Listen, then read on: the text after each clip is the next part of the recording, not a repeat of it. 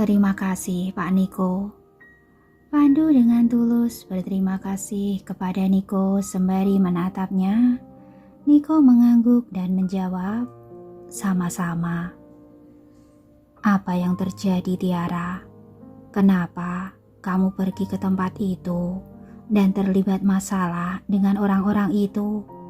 tanya Pandu. Lalu Tiara menceritakan kejadian itu dalam versi yang telah disederhanakan.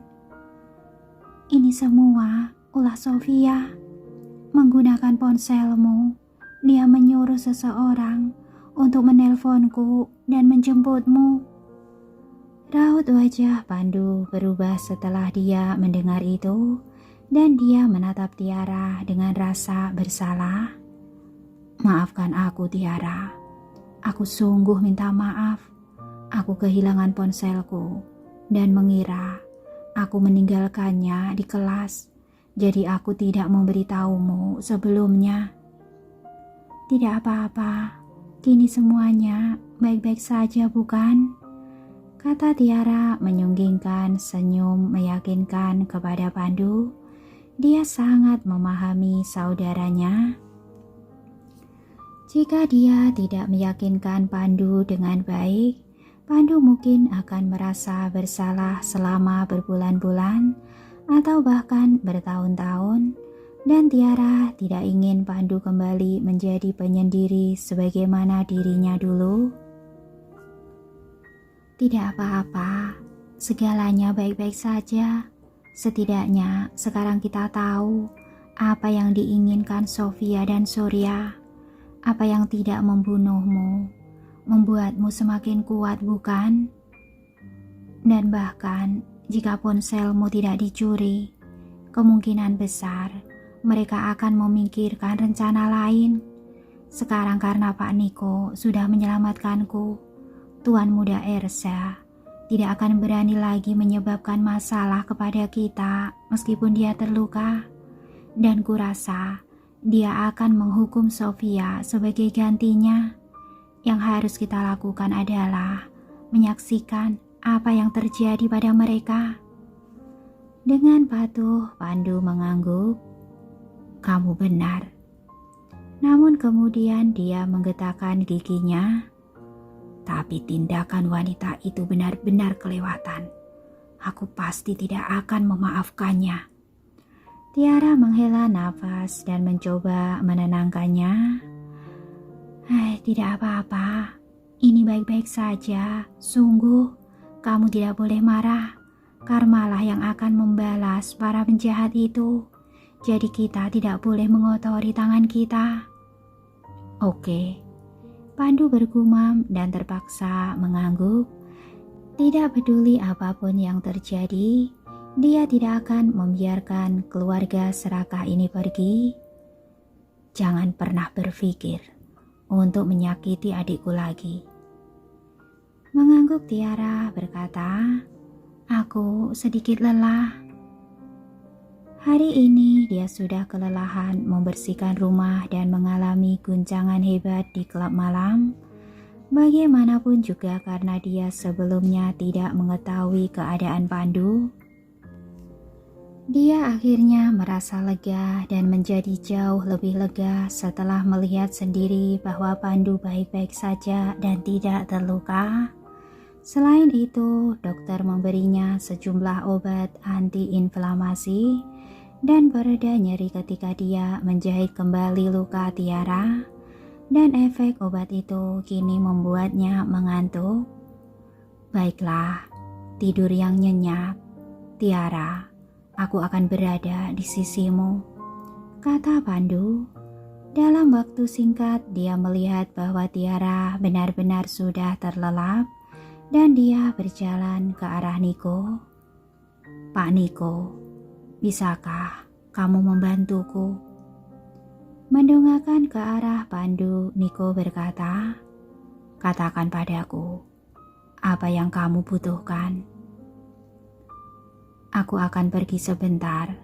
Tolong jaga adikku, karena aku khawatir keluarga Romario tidak akan membiarkan masalah ini berlalu. dan akan datang ke sini untuk membuat keributan. Pandu menjelaskan. Niko mengangguk dan bertanya, "Kamu akan pergi kemana?" "Terima kasih sudah menangani masalah itu, Pak Niko." Alih-alih menjawabnya, Pandu meninggalkan bangsal dengan raut wajah dingin setelah meminta bantuan. Otot-otot di wajah Niko menegang dan dia memerintahkan Bima, "Ikuti dia dan pastikan dia baik-baik saja." Dari gerak-gerik Pandu, sangat mungkin dia mendatangi keluarga Romario untuk melakukan pembalasan.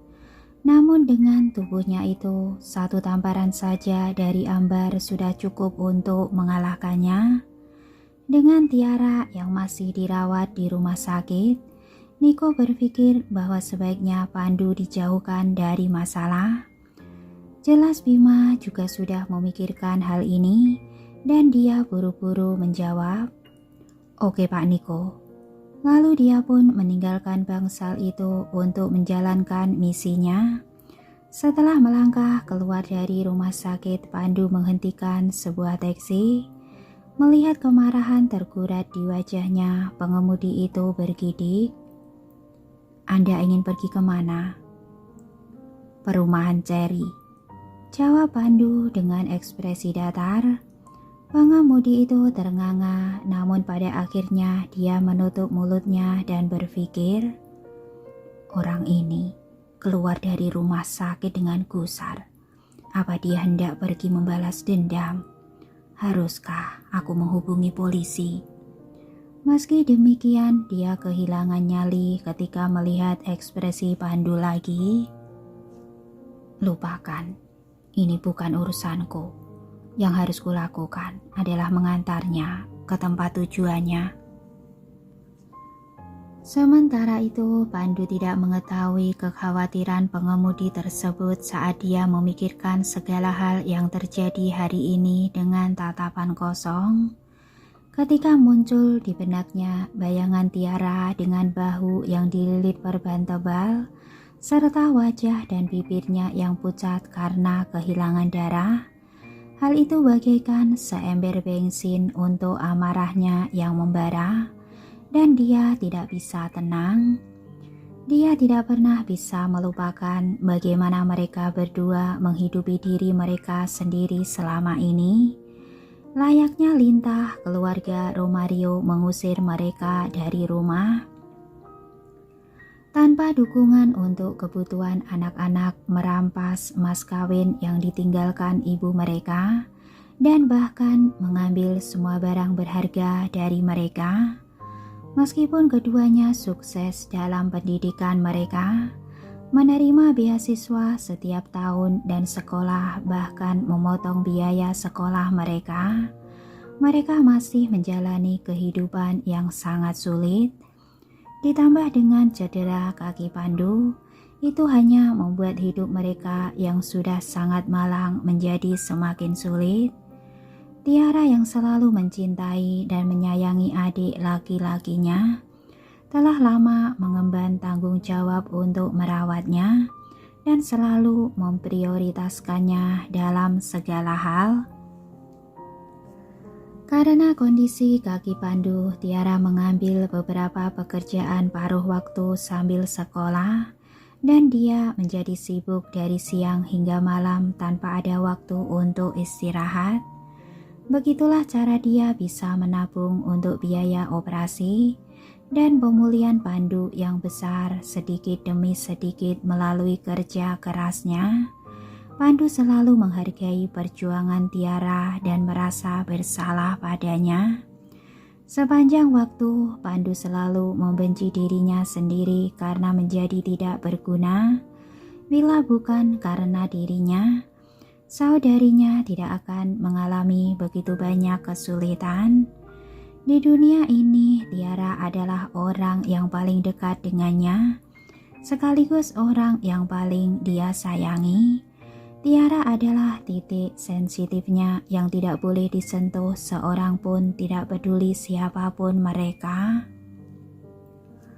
Namun sekarang Tiara bukan hanya terluka, saudarinya itu terluka karena dia ini bahkan lebih tidak bisa dimaafkan. Oleh karena itu, keluarga Romario, terutama Sofia, benar-benar pantas mati.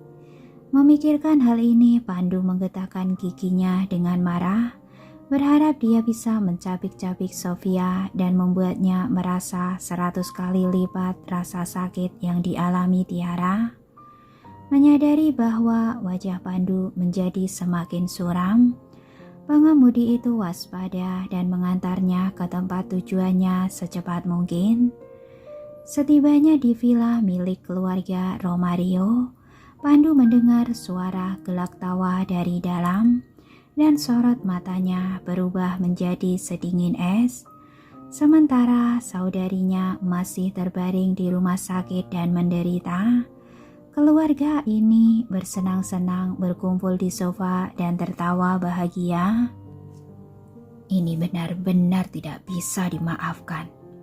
Dengan langkah besar dia bergegas menuju pintu depan. Saat itu sudah larut malam dan pengawal yang berjaga di pintu tidak bisa lagi menahan kantuknya. Tertidur selagi dia memegang tongkat di tangannya dan sama sekali tidak menyadari bahwa seseorang bergerak mendekat. Ketika Pandu melihat tongkat itu, cahaya licik melintas di matanya. Dia tidak membawa senjata apapun ketika dia datang, namun Romario telah memberikannya satu sekarang. Hebat. Tanpa berpikir, dia mengambil tongkat itu dan sebelum pengawal itu menyadari apa yang sedang terjadi, dia berlari memasuki rumah. Saat ini, Sofia dan Ambar tidak menyadari bahaya yang akan terjadi ketika mereka sedang mendiskusikan alur serial TV dengan bahagia, dan mereka tidak sempat bereaksi saat Pandu menerobos masuk ke rumah mereka, hingga ketika pria itu mengangkat tongkat dan mengayunkannya kepada Sofia dengan sekuat tenaga.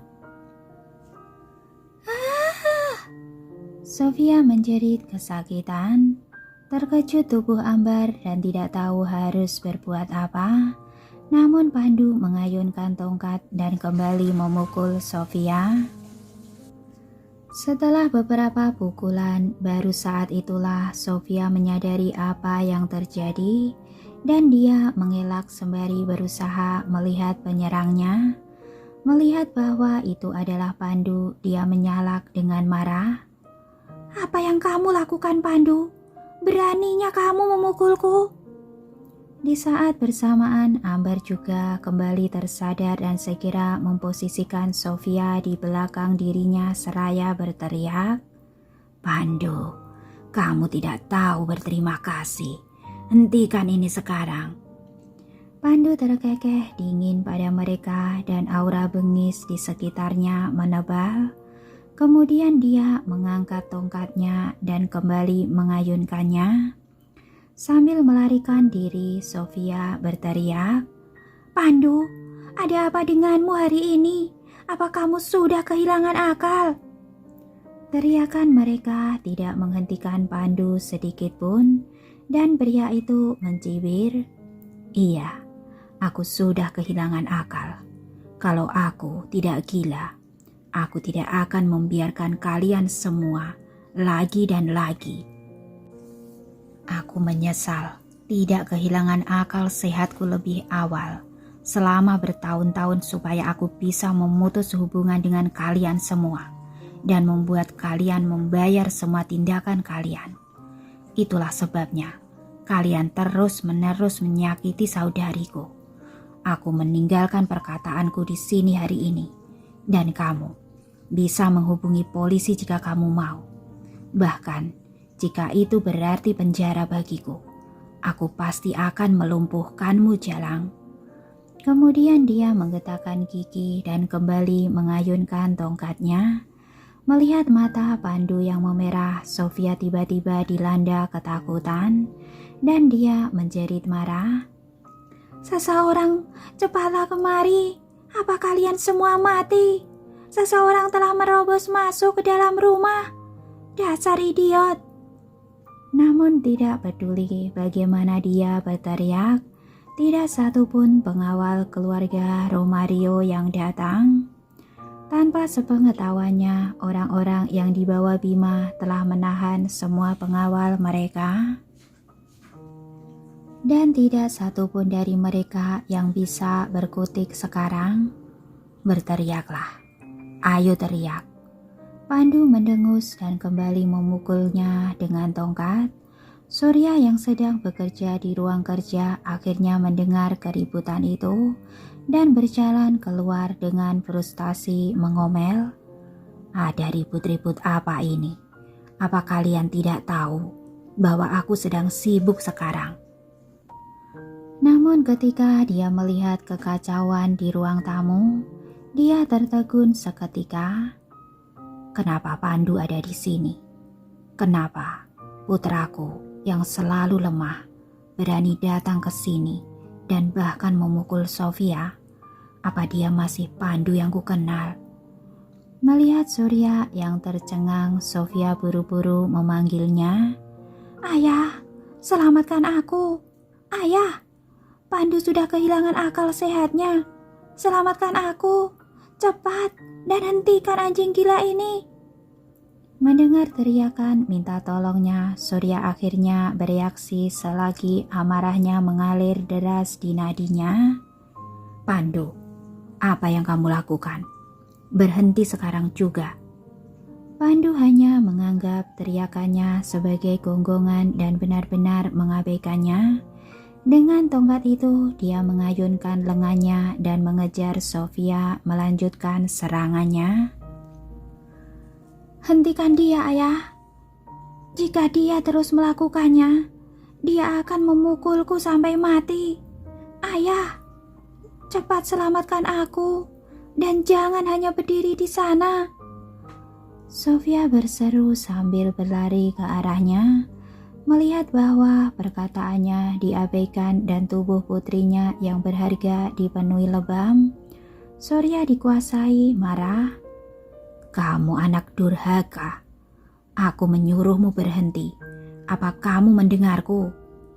Tetap saja dia diabaikan oleh Pandu selagi pria itu melanjutkan serangannya. Ketika Surya menyaksikan hal itu, dia tidak kuasa menahan kemarahannya. Mengambil vas di sebelahnya, dia kemudian menghantamkannya ke kepala Pandu dengan keras.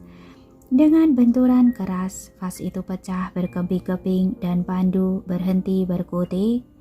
Dengan segera darah mengalir dari kepalanya dan penglihatannya menjadi kabur. Dan dia tidak bisa lagi menggenggam tongkat yang berada di tangannya. Plang. Tongkat itu jatuh ke lantai.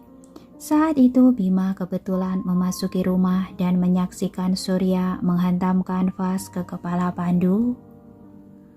Dia menerjang maju namun sudah terlambat untuk menghentikan Surya. Dia hanya berhasil menangkap Pandu sebelum pria itu terjatuh. Apa kamu baik-baik saja? Pandu hanya dapat merasakan dengingan di kepalanya dan dia tidak bisa mendengar dengan jelas perkataan Bima dan tidak bisa mengatakan apapun.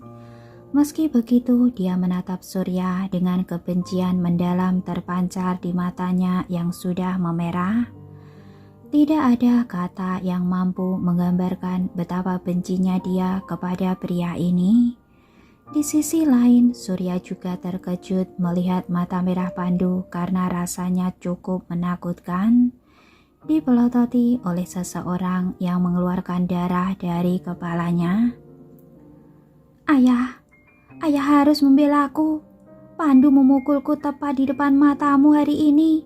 Dan boleh jadi, dia akan membunuhku besok. Sofia menangis getir selagi dia mengguncangkan lengan ayahnya. Melihat luka dan wajah Sofia yang dipenuhi air mata, Surya lebih merasa marah dibandingkan terkejut. Pandu Romario, kau orang yang tidak berguna. Kenapa tiba-tiba kau melakukan ini? Tidakkah kau pikir kau harus menjelaskan tindakanmu? Meskipun Pandu tidak bisa mengucapkan sepatah kata pun, dia masih tetap memelototi Surya. Sambil memegangi Pandu, Bima menepuk bahu Pandu, memberi isyarat agar Pandu membiarkannya menangani urusan ini. Kemudian dia terkekeh cuek. Pak Romario, yang harus memberi penjelasan adalah putri kesayanganmu. Kalau kamu tidak tahu apa yang telah dia perbuat, aku bisa memberitahumu tentang hal itu. Pertama, Nona Sofia Romario mengirim seseorang untuk mencuri telepon Pandu. Setelah itu, dia menyuruh seseorang menelpon Nona Tiara dan memintanya untuk muncul di klub Pesta Pora. Dia bersekongkol dengan Erza, orang yang membuat Nona Tiara mabuk dan mencoba menyakitinya. Ketika Sofia mendengar Bima mengatakan ini, wajahnya berubah pucat, namun Bima belum selesai. Dengan rasa jijik tersirat di matanya, dia melanjutkan, orang seperti ini pantas mendapatkannya, bahkan jika mereka dihajar sampai mati. Bukankah kamu setuju, Pak Romario? Dia berhenti sejenak dan tertawa sinis. Oh, maafkan aku. Bahkan sebelum kamu mengetahui kebenarannya, kamu sudah memecahkan kepala anakmu sendiri.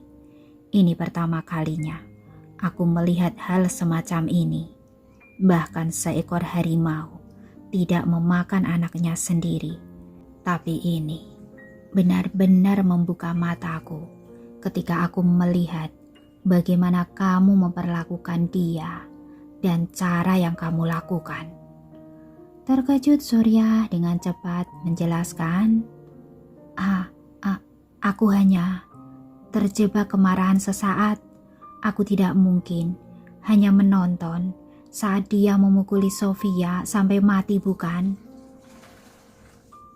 Baiklah, kalau itu penjelasanmu. Tapi jika Nona Tiara tidak kebetulan bertemu dengan Pak Niko malam ini, aku khawatir dia akan hancur di tangan putrimu yang lain. Jika itu terjadi, apa kamu akan menjadi sesakit hati ini? Atau apa kamu sebenarnya tidak menganggap Nona Tiara dan saudaranya sebagai anakmu? Setiap kata yang dia ucapkan sangatlah tajam, dan Surya tertegun. Setelah linglung beberapa detik, dia menoleh ke arah Sofia dengan wajah pucat dan bertanya, apa benar yang baru dikatakan Pak Bima? Ketakutan Sofia menggelengkan kepalanya dengan cemas. Ayah, tidakkah ayah tahu orang seperti apa aku ini? Apa ayah lebih mempercayai orang lain dibandingkan aku? Dengarkan aku, masalah ini tidak seperti yang ayah pikirkan. Aku benar-benar tidak menghubungi Tuan Muda Erza ataupun mencuri ponsel Pandu. Aku juga tidak mencoba menyakiti Tiara. Ayah harus mempercayaiku. Setelah mendengarnya, Surya menoleh ke arah Bima dan berkata, kamu mendengarnya Pak Bima. Putriku bilang dia tidak melakukannya dan ini adalah urusan keluargaku. Jadi aku yang akan menanganinya. Dengan kata lain, dia ingin mengatakan bahwa Bima adalah orang luar. Tidak peduli apapun yang terjadi, mereka akan menyelesaikan ini secara pribadi dan Bima tidak boleh terlibat dalam hal ini. Adapun bagaimana hal itu akan ditangani sepenuhnya bergantung pada aturan Surya. Bima mencibir, urusan keluarga. Yang aku ingat, Nona Tiara dan kakaknya bukan lagi anggota keluarga ini. Bagaimana kamu bisa berkata bahwa ini adalah urusan keluarga?